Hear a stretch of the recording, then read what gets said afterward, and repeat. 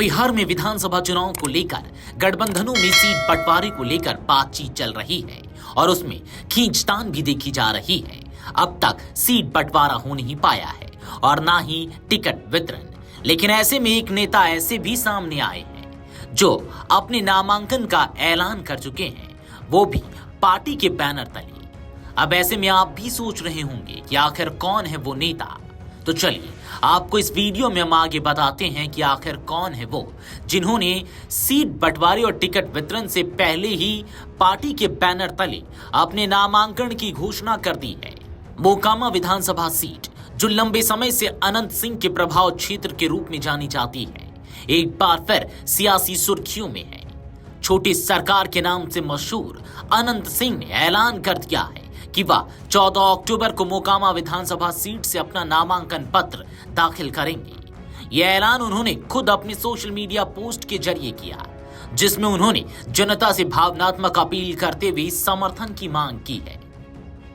हालांकि जदयू की ओर से अब तक अनंत सिंह के नाम की आधिकारिक पुष्टि नहीं हुई है, लेकिन केंद्रीय मंत्री लल्लन सिंह के साथ उनकी तस्वीर सोशल मीडिया पर साझा किए जाने के बाद यह लगभग तय माना जा रहा है कि अनंत सिंह जेडीयू के टिकट पर ही चुनावी मैदान में उतरेंगे। राजनीतिक हलकों में इसे नीतीश कुमार की बड़ी रणनीति के रूप में देखा जा रहा है, जहां जेडीयू मोकामा की सीट पर पुराने प्रभावशाली चेहरे को दोबारा सामने लाकर अपनी पकड़ मजबूत करना चाहता है। मोकामा सीट पर इस समय नीलम देवी, जो अनंत सिंह की पत्नी है, आरजेडी के टिकट पर विधायक है।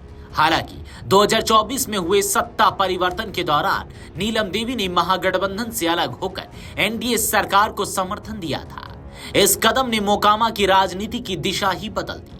अब जब अनंत सिंह खुद मैदान में उतरने की तैयारी कर रहे हैं, तो यह साफ संकेत है कि मोकामा में आरजेडी के लिए स्थिति बेहद चुनौतीपूर्ण होने जा रही है। नामांकन की घोषणा करते हुए अनंत सिंह ने लिखा, लोकतंत्र के महापर्व बिहार इलेक्शन 2025 में मोकामा विधानसभा क्षेत्र 178 से हमारे नामांकन समारोह में आप सभी जनता मालिक सादर आमंत्रित हैं। यह हमारे लिए गौरव और संकल्प की बेला है। आप सभी जनता मालिकों और समर्थकों से विनम्र निवेदन है, अपना आशीर्वाद दे, स्नेह और समर्थन अवश्य प्रदान करें ताकि यह यात्रा जनहित और न्याय के मार्ग पर सफल हो सके।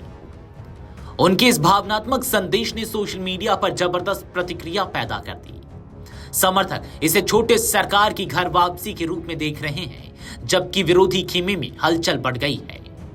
मोकामा विधानसभा सीट का राजनीतिक इतिहास हमेशा से तेज तर्रार और प्रभावशाली नेताओं से जुड़ा रहा है।